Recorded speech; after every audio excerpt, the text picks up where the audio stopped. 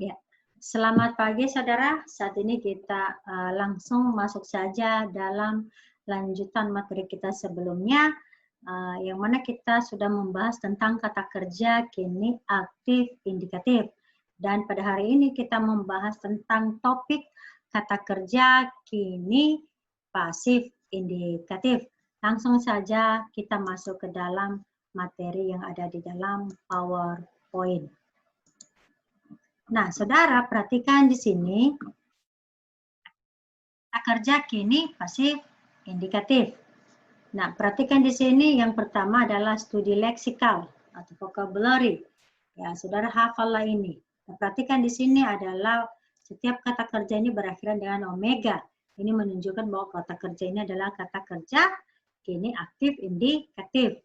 Nah, bagaimana caranya nanti kata kerja ini kita ubah dalam bentuk pasif, maka kita harus memperhatikan setiap infleksi kata ganti orang yang melekat pada kata kerja tersebut. Nah, kita mulai membaca terlebih dahulu. Anaginosko, artinya saya sedang membaca. Balok, saya sedang melempar. Baptiso, saya sedang membaptiskan atau saya sedang menyelamkan. Keruso, saya sedang berkhotbah, atau saya sedang memproklamirkan, atau saya sedang memaklumkan, atau saya sedang memberitakan. Kemudian meno, saya sedang tinggal. Soso, saya sedang menyelamatkan. Nah, perhatikan di sini ada kata-kata yang memiliki artikel, berarti itu adalah kata benda. He eremos, ya, he eremos. Pada belantara, kemudian hesoe, artinya hidup, kemudian hotheos, Allah, hekardia, hati, ho kosmos, dunia, he odos, jalan, ho ouranos, surga, to teknon, anak, ho topos, tempat, kemudian he pone, suara. Selanjutnya mari kita memperhatikan infleksi kata kerja kini pasif indikatif. Ya, tentu ini berbeda dengan infleksi kata benda, kata kerja ya, infleksi kata kerja kini aktif indikatif. Nah, perhatikan untuk tunggal, orang pertama infleksinya omai, kemudian orang kedua tunggal he, orang ketiga tunggal etai. Nah, perhatikan di sini juga pada jamak, infleksinya untuk orang pertama jamak ometa, orang kedua jamak este, dan orang ketiga jamak ontai. Nah, saudara, lebih baik saudara menghafal ini supaya menolong saudara untuk bisa membedakan infleksi kata ganti orang pada kata kerja kini aktif indikatif dengan kata kerja kini pasif indikatif. Nah, selanjutnya memperhatikan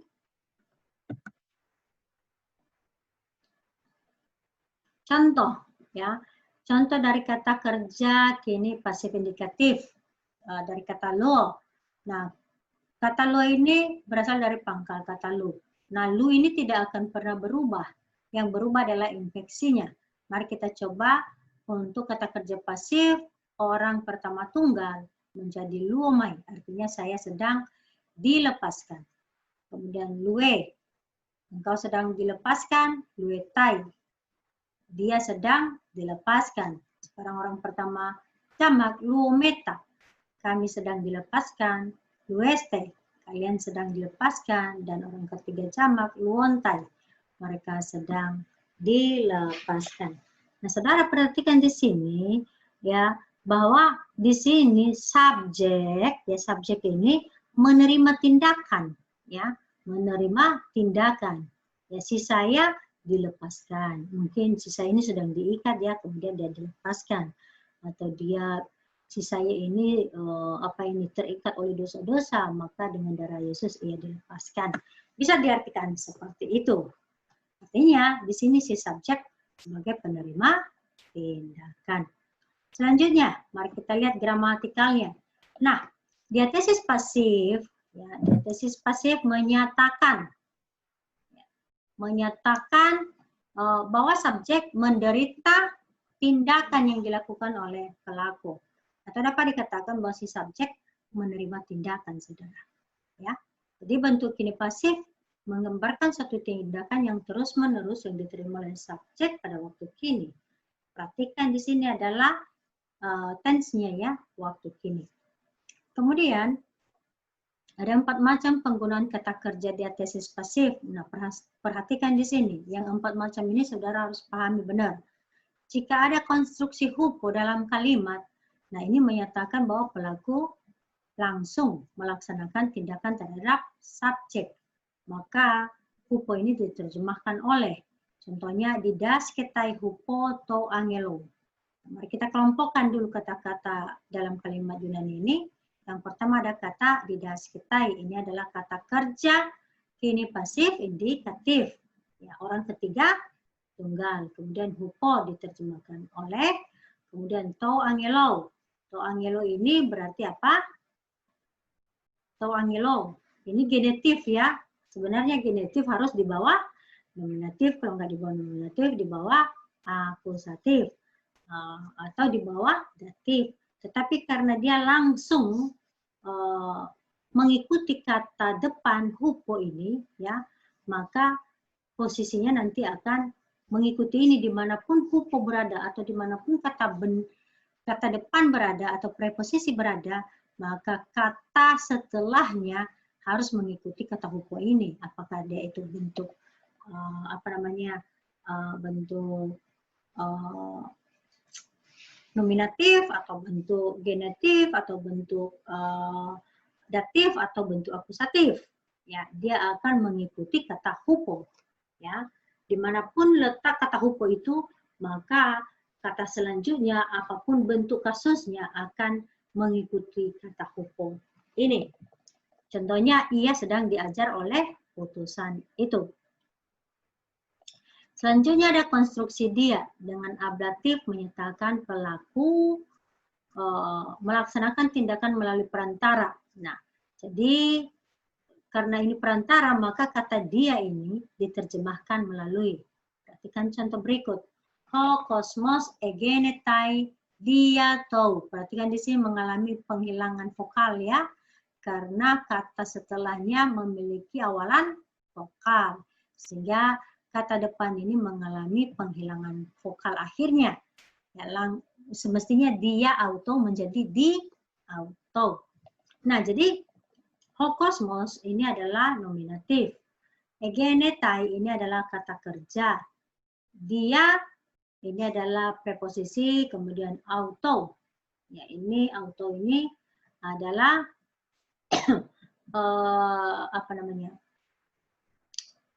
akusatif. Nah, jadi dapat diterjemahkan seperti ini.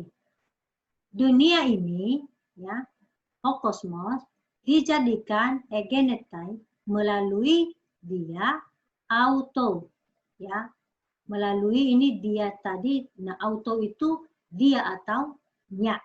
Jadi dia dianggap sebagai perantara, India yang ini, ya. Dianggap sebagai perantara, bukan pelaku langsung. Allah lah pelaku langsungnya. Selanjutnya konstruksi N. Dengan instrumen ataupun tanpa N menyatakan bahwa pelaku melaksanakan tindakan terhadap subjek. Nah, terjemahannya dapat diterjemahkan oleh atau dengan. Contohnya, hoi antropoi.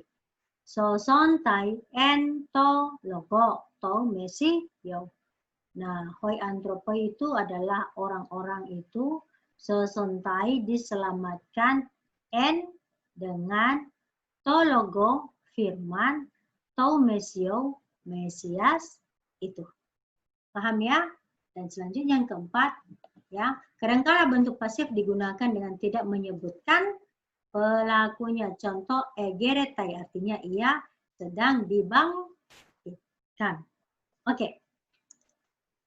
Jadi nanti saudara harus jeli ya, memperhatikan setiap susunan dari kata bahasa Yunani atau kalimat bahasa Yunani supaya bisa melihat kalau ada konstruksi ketiga konstruksi atau keempat analisa gramatikal dari kata kerja kini pasif indikatif tersebut. Nah, perhatikan di sini contohnya saudara. Buatlah diagram parsing dan terjemahkan kalimat berikut. Hoi okoi luontai hupo ton poneron antro pon. Nah, hoiko ini pasti nominatif. Luontai kata kerja. Hupo. Nah, hupo di sini adalah harus dibawa kata kerja. Ya, hukumnya selalu kalau kata depan ya harus dibawa kata kerja. Setelah itu ini mau nominatif, mau akusatif, mau datif atau genetif, dia harus mengikuti kata hupo ini. Nah, setelah kata hupo adalah kata ton, poneron. Maka di bawah kata ton, poneron adalah antropon. Sehingga diterjemahkan rumah-rumah atau rumah-rumah itu dilepaskan oleh orang jahat itu. Nah, ton peneren di sana memang sebagai kata sifat ya. Kita belum pelajari tetapi tidak masalah tentang hal itu. Ya. Oke. Selanjutnya kita lihat lagi latihan membuat diagram parsing dan terjemahkan dari kalimat Yunani he aletheia didasketai en tois logois tou apostolo. Perhatikan he aletheia di sini adalah subjek. Kelihatan dari ininya ya, artikel. Kemudian ini pasti kata kerja, kini pasif indikatif. Kemudian langsung N, maka N itu langsung di bawah sini, di bawah kata kerja. Ya. Nah, kemudian langsung diikuti oleh tois, logois dari kata hologos. Kemudian tou apostolo dari kata ho apostolos, artinya rasul. Maka kita artikan kebenaran diajarkan oleh. Nah, N ini kan bisa diterjemahkan oleh atau dengan tadi ya. Oleh tois logois. Perkataan karena ini jamak. Tou apostolo. Rasul itu. Paham ya sampai di sini? Oke. Nah, perhatikan di sini ada 4 tugas. Saya akan kasih contoh nomor 1 lagi, saudara. Perhatikan di sini karena untuk bagaimana cara membuat diagram kalau ada penghubung, ya, ada kata penghubung seperti kata kai ini. Perhatikan contoh berikut. Hopistos adelpos sosetai agapen kai aletheia.